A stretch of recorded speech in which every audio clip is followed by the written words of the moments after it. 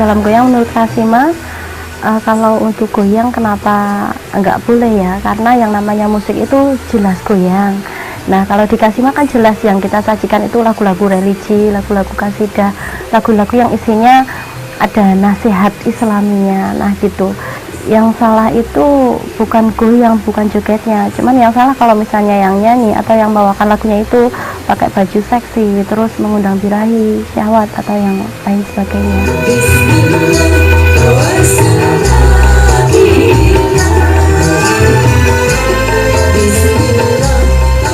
PR-nya itu kita, kalau menurut kita kalau lewat gerakan itu juga ada sampai sih ke penonton, karena kita gerakannya juga mengikuti arti lagu, mungkin lewat kata-kata di lagu itu apa gitu. Jadi kita bukan goyang yang gimana gitu, enggak, cuman kita goyangnya juga kita menjiwai lagunya itu lewat gerakan, kita juga salurkan lewat gerakan gitu. Dan di gerakan di Kasima juga banyak ini, sudah banyak penontonnya juga sudah banyak yang hafal. Jadi kadang kalau kita pentas ngikutin dari bawah, kayak di lagu Dendang Kasima itu penonton ngikutin dari bawah.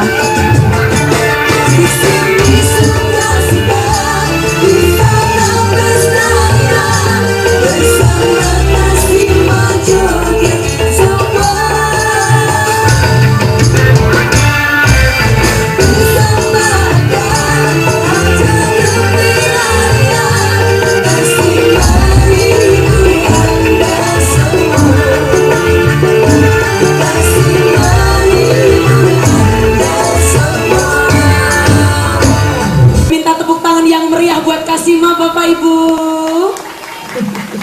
Terima kasih. Dendang Kasima, Kasidah Irama Melayu Magelang. Tadi ada jingle dari kami. Silakan Bapak Ibu jamaah pengajian, karena kita akan mendengarkan tausiah yang hadir dari kota Salatiga. Jawa, nek Jawa kurang modern to kiai, masa tukiman, tukimin, tukino, sukiman, sukimin, sukino kurang modern to iki.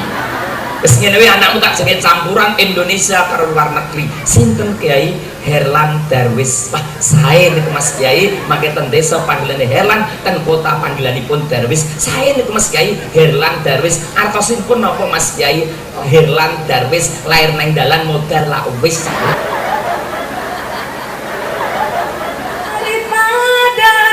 Selalu makan daging, tapi korupsi bikin rakyat miskin, dasar pencuri.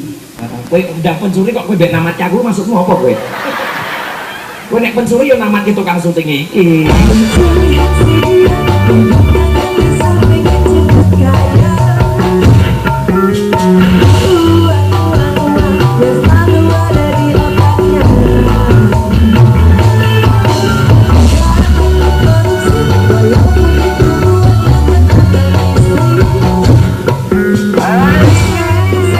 Batasnya paling tidak waktu. Jangan sampai kita nyanyi lagu-lagu ketika adzan bergema. Satu, jangan sampai kita menyanyikan lagu yang lagu itu menunjukkan kerendahan agama. Kemudian menyanyi sholawat dengan bergoyang, nggak boleh. Sholawat dengan rapi hormati, nggak boleh kan pakai sholawat pakai goyang ngebor ngecor atau goyang itik, nggak boleh. Yang lainnya boleh lah, tapi kalau lagu-lagu agama jangan, karena butuh etika. Allahumma sholli ala sayyidina Muhammad. Kemuliaan keberkahan bagi ya Allah. Mudahkan urusan kami, dapatlah rezeki kami yang dekat ini ya Allah.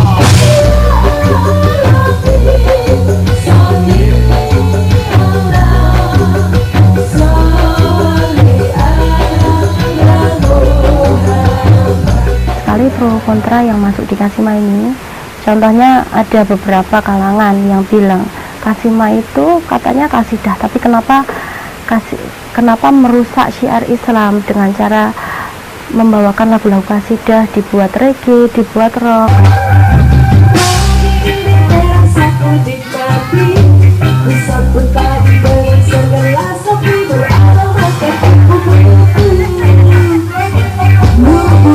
Kita ambil positifnya aja, karena kita kenapa lagu-lagu misalnya lagu-lagu rebana, lagu-lagu kasidah kita buat reggae, kita buat rock, itu karena saya lihat orang-orang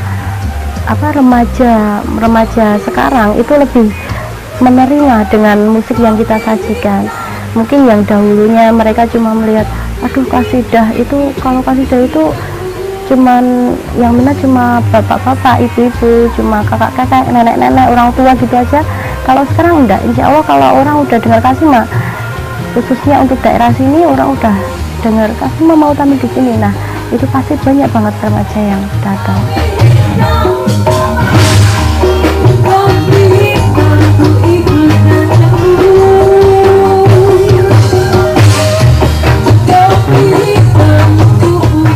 Toh hampir semua cara dakwah sekarang sudah mulai dengan seni, ya, di luar di lingkungan religi pesantren ya.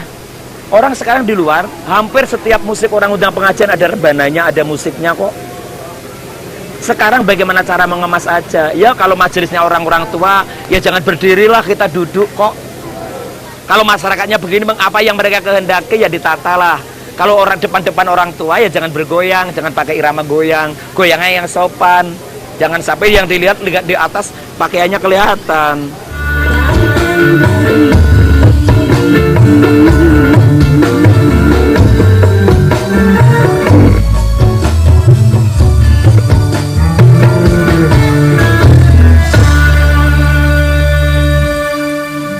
Lagi ketemu sekali Bu, aku rada nyedak ngono. Neng yo isa ayu bojoku kok. Berangkatlah sayang, hati-hati di jalan. Wong wedok nek rezekine kurang, yo nangis. Jangan mengeluh di hadapan suami. Wali itu dakwah dengan cara apa sih? Wali itu berdakwah dengan cara mengikuti kehidupan masyarakat yang ada. Kemudian tema dan materinya yang dibedakan. Ya kan dulu contoh ya, orang berkumpul jagongan ya, orang Jawa bilang dengan irama-irama musik. Sekarang diganti dengan tahlilan, dengan baca-bacaan kalimat Al-Qur'an ya. Kalau seorang dulu orang mati 7 hari judi, bermain dan macam-macam, diganti dengan bacaan Quran, diganti dengan bacaan kabar janji. Sebenarnya begitu. Nah, para wali ingin menghantarkan bahwa agama itu bukan hal yang harus. Agama bisa mengikuti apa saja kok. Agama bisa masuk ke dalam lini budaya, agama bisa masuk ke lini politik, agama bisa masuk ke lini ekonomi, apalagi seni.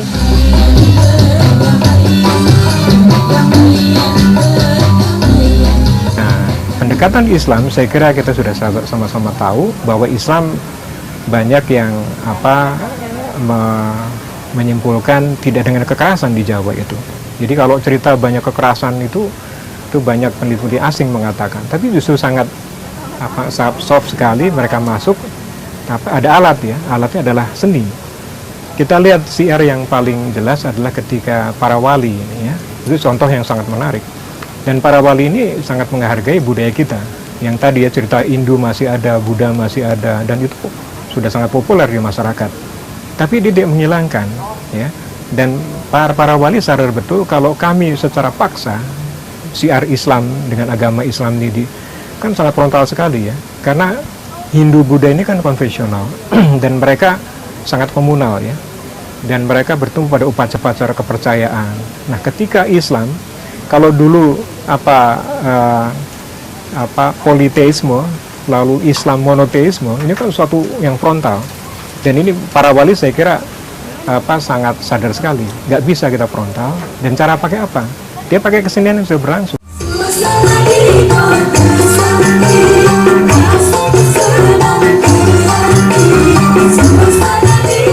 Kasma nggak banyak goyang, goyang aja monoton itu aja. Saya tunjukkan, saya pilih Kasma cari penyanyi yang bagus, yang menarik, cari penyanyi yang kuliahan. Ini kan hampir lama banyak yang kuliahan kok, kuliahan, mahasiswa kuliahan. Sehingga apa? Ini loh orang kuliah bisa nyanyi qasidah, penyanyi orang kuliah nyanyi lagu qasidah nggak turun harga kok, ya kan? Orang kuliah nggak malu kok nyanyi lagu-lagu yang dianggap lagunya orang desa. Ternyata banyak pengunjung yang datang kok. Mereka lebih tertarik di tempat itu. Cuma Kasima saya minta bajunya juga harus lebih kendor, jangan terlalu ketat. Lekuk-lekuk tubuhnya jangan sampai tampak. Hanya itu aja. Sehingga ya namanya juga manusia, ustadz juga kayak gitu juga bisa terganggu juga loh Mas. Itu normal-normal aja. Kameramen juga bisa terganggu juga kan.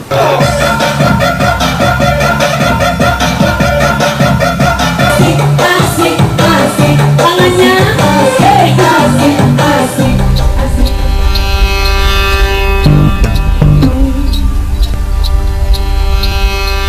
Besok kita untuk tampil di Semarang kita mau pakai kostum apa? Pink biru. Biru pink. Ya, tapi ada pinknya. Biru abu-abu. Kan itu doang namanya. Pink biru ya. Ya udah nggak apa-apa. Boleh pink biru.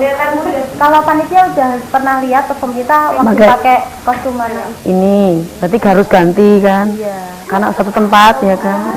Kalau ini yang desain siapa? Mama Iya. yang desain. Temanya kalau untuk masalah warna kita pilih yang cerah karena buat di panggung buat satu biar kelihatan bagus kompak ya ini mengikuti tren ya kalau tren dibikin nggak terlalu ketat dibikin nggak terlalu longgar karena banyak yang anak-anak masih muda-muda ini biar kelihatan nggak tua gitu kan sesuai dengan usia mereka ini anak-anak kan masih ABG gitu kan jadi kita bikin yang nggak ya sedikit mewah lah meskipun ya ini sederhana sebenarnya tapi kita bikin agak mewah dikasih benik-benik ini karena untuk mengikuti tren sekarang ini dikasih Ada yang komentar nggak? ya pernah terlalu seksi pernah itu sering banget buat di komentar di Facebook terutama ya itu sering banget kok kayaknya terlalu seksi terlalu ketat gitu tapi ya ini konsep kita Kasima seperti itu nggak mau terlalu longgar nanti dibilang lebih tua atau ya mengikuti tren sekarang aja kita mudanya seperti ini nggak terlalu ketat banget sih sebenarnya.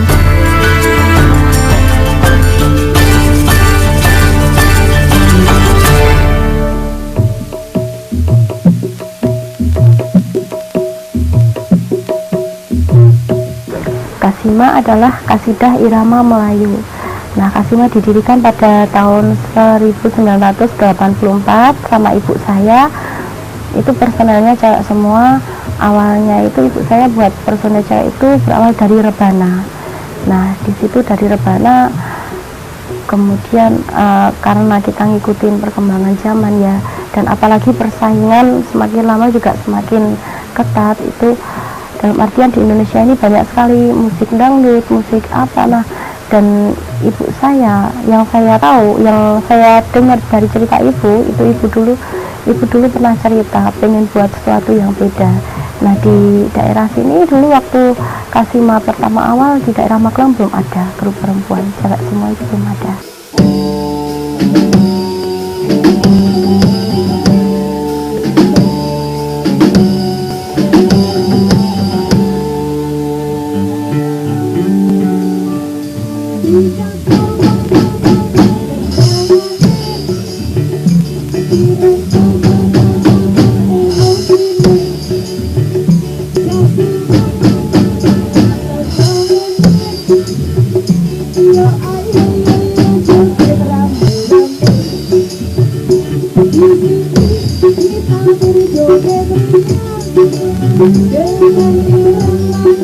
Perkembangan zaman di waktu itu dangdut ya irama kasidah dan bekas Melayu itu dengan suasana yang perkembangan yang sangat rumit tidak enak itu akhirnya saya beralih untuk niat untuk mendirikan yang putri-putri. Nah, kemudian diri yang putri itu tepatnya tahun 94 jadi saya pimpinan Kasima sejak 83 dan 94. Nah 94 itu sampai sekarang sudah 3 periode.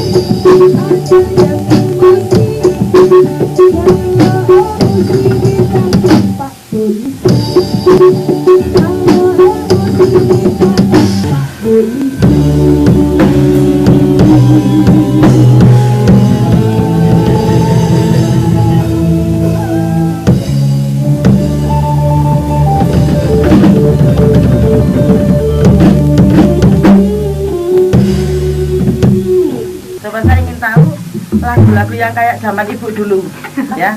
Dulu ibu tuh lagu-lagu kasidahnya monoton sesuai dengan pokoknya asli, nyontoh kaset yang sudah ada. Terus nanti saya ingin dengar yang lagu-lagu irama gambus ya, religi tapi sudah dibuat reggae.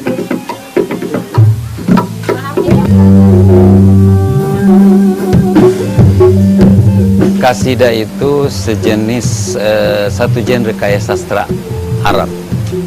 Kalau kita syair atau puisi, tapi disajikannya dengan bentuk nyanyian dan dibawakan dalam bentuk riang, gembira, dalam keadaan yang menyenangkan.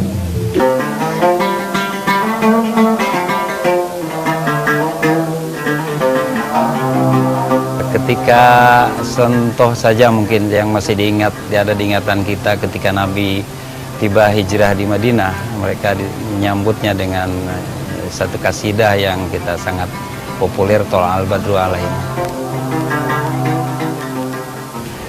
Kasidah itu masuk ke Indonesia seiring dengan perkembangannya Islam di Indonesia. Terutama Islam yang masuk ke Indonesia itu kan memakai pendekatan sufi.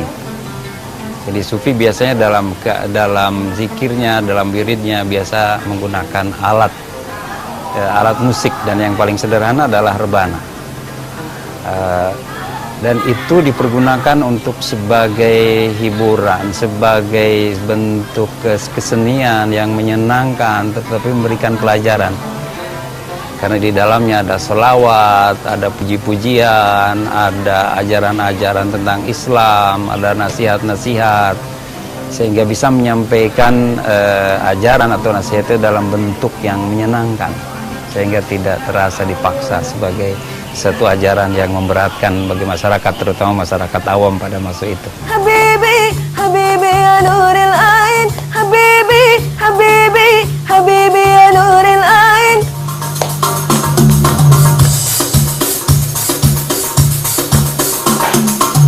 Habibi, Habibi, Habibi ya nuril ain, Habibi, Habibi, Habibi ya nuril ain ya sakin hayalin.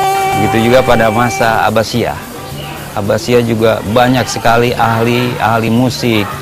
Kalau sekarang ulama-ulama musik, misalnya saja ada Al-Kindi, filosof dan ahli musik. Ada Abul Faraj Al-Isfahani, dia sudah membuat buku Agnia itu tentang nyanyian dan musik, 20 jilid. Ada tentang Al-Farabi yang bikin musik Kitabul Musik Al-Kabir, buku musik yang besar. Kemudian di Spanyol itu menjadi tempatnya, pusat pabriknya pembuatan alat-alat musik Arab pada saat itu. Jadi ulama pada saat itu memperhatikan musik. Nah, itu bedanya dengan sekarang. Setelah runtuhannya kekuasaan Muslim, umat Islam, para ulama-ulama tentu meninggalkan itu. Yang ada hanya syariah, yang ada hanya tasawuf dan sebagainya. Tetapi musik itu salah satu kajian Islam yang ditinggalkan. Pada saat Harun al-Rashid dan Al-Ma'mun itu luar biasa perkembangan musik. Sehingga mungkin menjadi contoh berikutnya bagi dunia barat yang belum ada apa-apanya.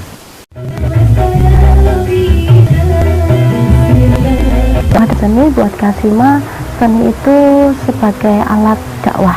Kita itu bukan ustadz, kita bukan guru, tapi kita di sini hanya pemain musik saja.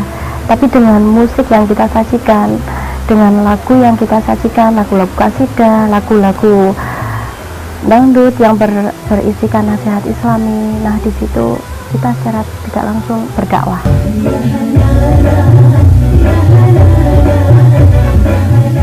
Lagu-lagu kita Kasima sebenarnya awalnya itu lagu kasidah, lagu sholawat, tapi sesuai dengan perkembangan zaman, karena banyak sekali yang request minta lagu dangdut, minta lagu band, ya kita mau gimana lagi, kita harus nurutin aja ya, karena konsumen kita memang rata-rata sebagian besar orang yang suka musik dangdut. Lagu goyang dumang matur nuwun sing kathah.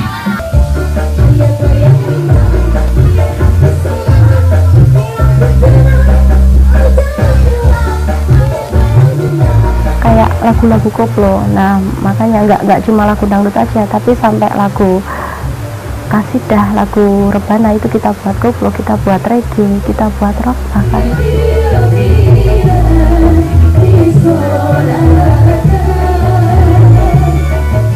Kalau untuk permintaan kebanyakan lagu dangdut.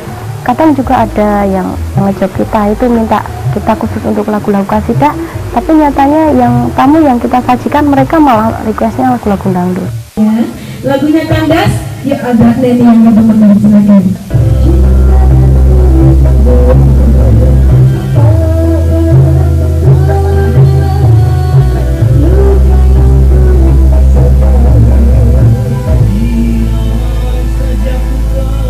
Kalau dikasih mah lagu-lagu dangdut itu saya batasi mas. Misalnya lagu-lagu yang syairnya ada agak senonoh gitu, kita nggak mau bawakan.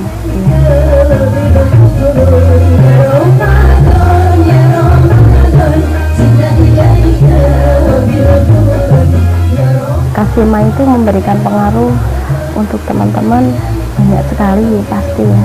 Itu contohnya ada yang dulunya penyanyi dangdut, setelah ikut Kasima itu mereka merasa lebih nyaman dengan walaupun pakai jilbab, tapi tadinya memang awalnya waktu mereka saya tanya, ayo mau nggak ikut Kasima pakai jilbab, waktu saya tanya mereka takut saja kalau pakai jilbab. Kadang mereka takut merasa, aduh nanti kalau misalnya nggak laku nyanyinya terus gimana, mereka takut nggak kelihatan cantik di panggung, mungkin seperti itu. Tapi setelah merasakan nyanyi sama Kasima pakai jilbab, ternyata mereka lebih nyaman.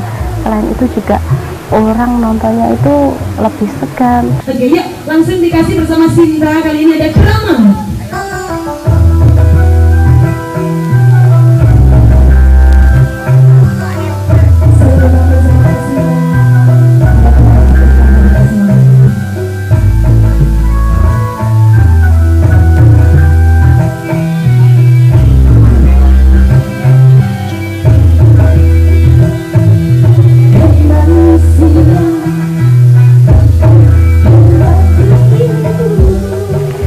Saya Susi Susanti, nama panggung saya Sinta Tasmira.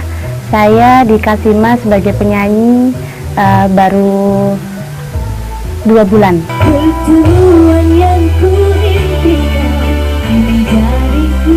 Setiap orang pasti punya masa lalu, termasuk saya. Saya punya masa lalu yang bisa dikatakan, kata orang, masa lalu kamu tuh kelam, masa lalu kamu tuh suram gitu. Tetapi yang paling penting adalah bagaimana kita menyongsong ke depannya, bagaimana kita menata hidup ke depannya gitu.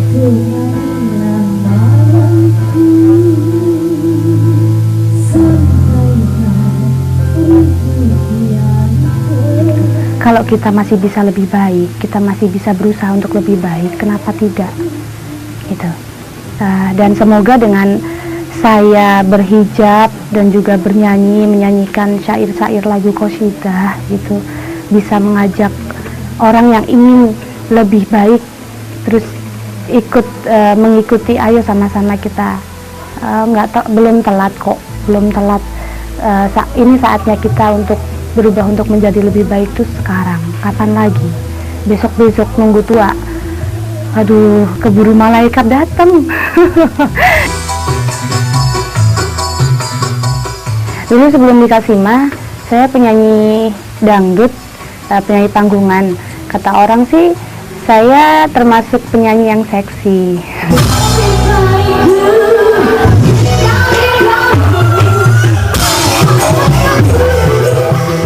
Usia 14 tahun, kurang lebih 14 tahun, saya menyanyi masih sambil sekolah waktu itu, sekolah SMP.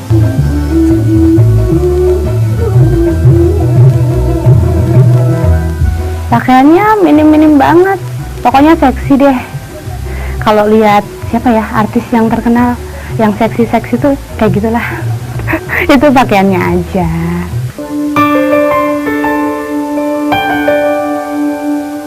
Biasanya dulu tiap hari ya? Iya, tiap hari. Iya, akhirnya dia pulang, kembali ke sini. Terus yang dirasakan apa waktu di sana? Macam-macam, karena masih kecil, terus sendirian di perantauan, kan jauh sama keluarga waktu itu. Cukup rasa takutnya cukup tinggi lah, cukup tebal banget gitu. Terus penonton tuh naik gitu, terus nyawer gitu kan. Itu silih berganti seperti itu. Bahkan sempat nggak bisa istirahat, untuk duduk tuh nggak sempat gitu. Karena kalau orang mau nyawer pasti deketin penyanyi itu baru nyawer gitu. Kita jogetin aja gitu. Itu kalau di sana, di sini kan cuma 2 jam di panggung. Kalau di sana bisa sampai 1 hari full. Kita jam 8 udah naik panggung, jam 5 baru turun. Bayangkan seperti itu.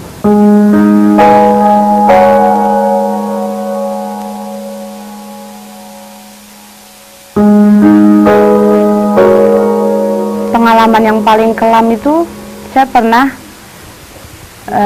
dijerumusin sama orang. Itu penyanyi juga, penyanyi bisa disebutin ibu kota lah gitu. Saya di sana awalnya ditawarin untuk rekaman gitu. Walaupun saya juga keluar biaya waktu itu gitu. Tapi lama kelamaan saya dibujukin untuk yang kayak udahlah, kamu pisah aja dari suami kamu jauh aja dari keluarga kamu tinggal di sini, bahkan kamu ikuti gaya hidup aku. Seperti itu tiap harinya, tiap kita ketemu makan, tiap kita ketemu, pokoknya setiap kita ketemu itu pasti didoktrin hal-hal yang seperti itu. Ketika Sinta ini dari hijrah menjadi berhijab, ini rezekinya juga semakin meningkat ya, signifikan sekali. Dari kemarin-kemarin yang bangsanya pasar itu menengah ke bawah, sekarang malah menengah ke atas. Jadi lebih bagus rezekinya dia. Kan dulu padahal pakai goyang-goyang seksi. Iya, pada waktu itu dia pakai goyang terlalu seksi, kemudian mempertontonkan maaf aurat sedikit lah gitu. Nah, dari itu justru pangsa pasarnya itu rezekinya jeblok gitu lah. Tapi justru ini dia berhijab ini luar biasa, keterpautannya itu.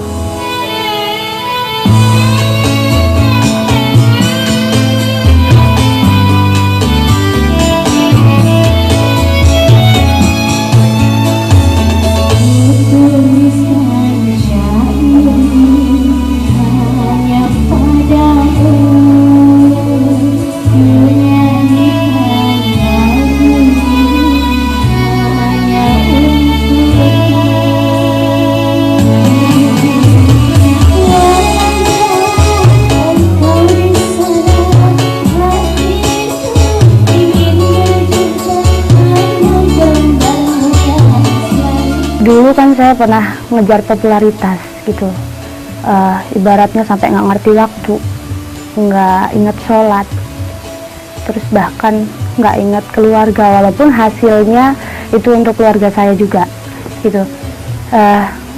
Tetapi yang saya dapatkan itu bukan kebahagiaan, bukan sama sekali gitu. Malah semakin ini yang saya rasakan, semakin saya mengejar popularitas, semakin saya merasakan hidup ini kok kayak dikejar-kejar ya gitu. Padahal nggak tahu kita mau ngejar apa gitu. Tapi seolah-olah itu tidak ada kepuasan gitu. Kita dikasih rezeki 1 juta, minta 2 juta, dikasih rezeki 2 juta, minta 3 juta. Bahkan yang ditakutkan kalau kita terlalu mengejar popularitas itu kan akhirnya terjerumus.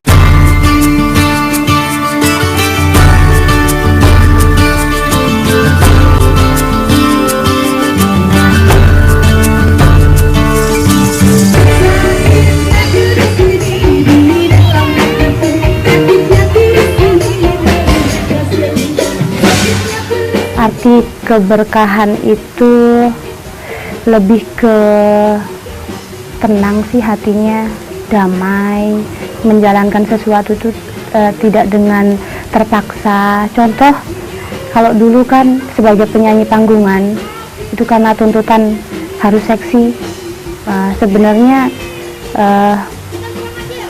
berat juga dalam hati untuk berpenampilan seksi. Kalau sekarang sebagai penyanyi tapi kan berhijab, jadi nggak ada keterpaksaan, nggak ada rasa malu. Kalau dulu kan seksi kan seperti itu.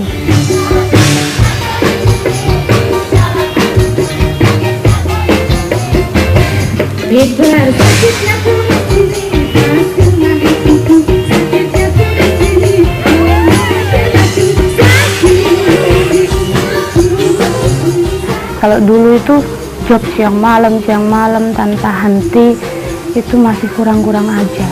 Tapi sekarang 1 bulan ada job 4 kali, 5 kali, bagi saya alhamdulillah itu rezeki yang berkah. Alhamdulillah setelah berhijrah lebih merasakan nyaman, tenang, terus lebih bisa bersyukur, lebih bisa menikmati hidup. Nggak kayak dulu, pokoknya deh luar biasa hijab bagi saya. Bagi saya itu hidayah dan juga rem gitu. Kenapa saya bilang seperti itu?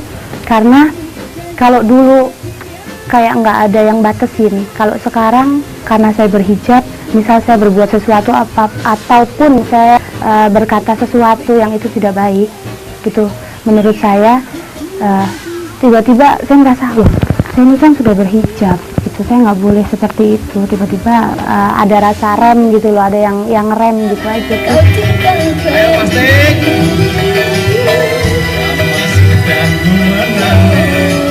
Banyak sih, ada yang bilang buat nutupin aib, cibiran-cibiran yang seperti itu, tapi aku nggak peduliin, aku kan yang ngejalanin hidup.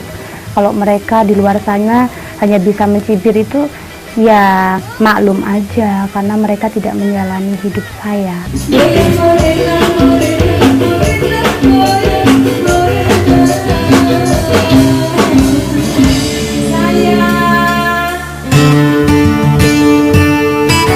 Memang capek, tapi nggak terlalu lah. Tadi sampai Semarang jam berapa? Tadi sampai Semarang jam 3. Jam 3 pagi. Langsung tampil jam 5 kita udah on di sini. Karena takutnya kan jalan ditutup. Makanya kita on di sini. Gitu. Istirahatnya gimana? Kita belum istirahat, alhamdulillahnya. Nanti kita istirahat. Paling ayu jalan kan? Paling ayu pakai nyanyi dulu. Koplo sama ini jobnya banyakan mana? Kalau dulu tuh sebenarnya dangdut pas lagi moncer. Sekarang dangdut itu ngedrop gitu. Kenapa ada grup ini yang sekarang moncer? Karena ini kan nggak hanya dangdut tapi qasidah. Ya makanya masih tertolong. Kalau hanya dangdut aja, saya yakin jobnya pasti nggak sebanyak ini. Gimana sih awalnya ceritanya kok adiknya yang tadinya anak band tiba-tiba tertutup, berjilbab, kasidahan, dangdut? Ya mungkin dia nemuin jadi dirinya itu sih. Dulunya emang dia ngeband biasa, cuma sekarang mungkin dirinya udah dapet di situ sih. Sempet kaget ya? Ya sempet sih, soalnya kan aku sama dia akhirnya beda banget. Kalau dalam musiknya itu genrenya aku sama dia udah beda banget. Kalau adiknya? Kalau adik kan genrenya emang ke dangdut. Ya sekarang, tapi dulu sempat sama sempat satu band juga. Cuman dia dulu pas satu band nggak main gitar kan gitu. Alirannya apa waktu itu? Waktu itu rock.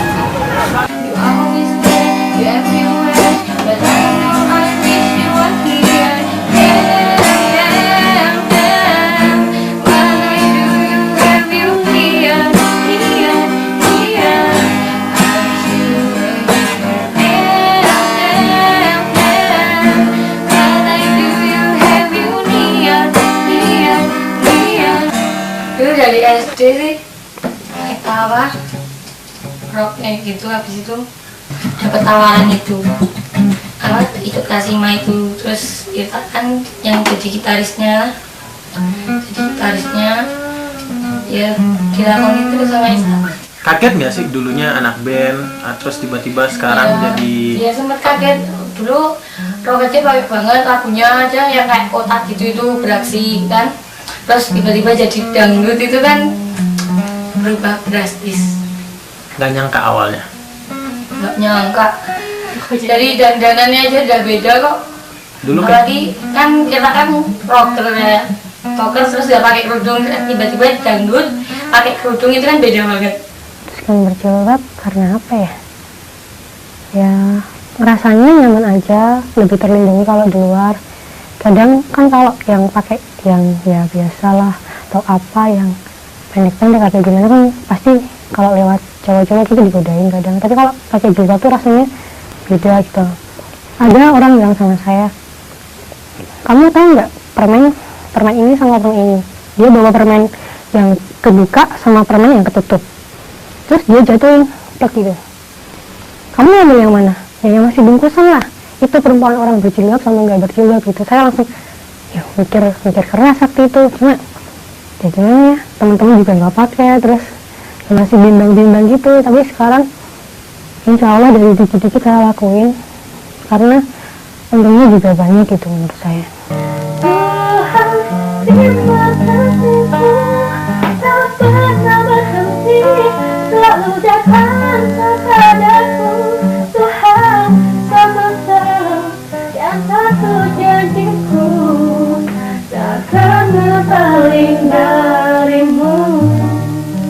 Jilbab dan merubah gaya musik emang mudah? Ya enggak sih, pertamanya ikut kasihnya kan karena qasidah. Udahlah nggak apa-apa. Ya ternyata ada request dangdut. Karena nggak enak sama si big bossnya, ya udah saya ngerjain tuh dangdut.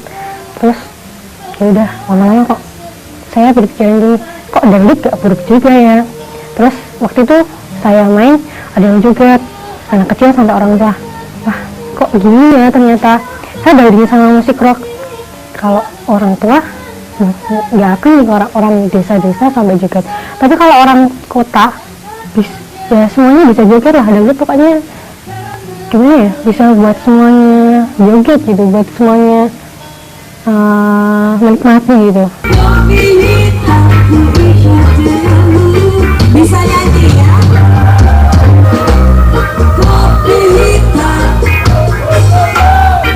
Gak apa-apa sih, ini cara kita buat ekspresiin, buat nunjukin kita pengen orang bahagia tapi pakai caranya kita, pengen ngajak orang sholawatan tapi pakai caranya kita. Soalnya gimana ya, kalau menghadapi globalisasi, anak-anak muda sekarang nggak mungkin juga kan kita masih pakai musik qasidah yang tempo dulu banget.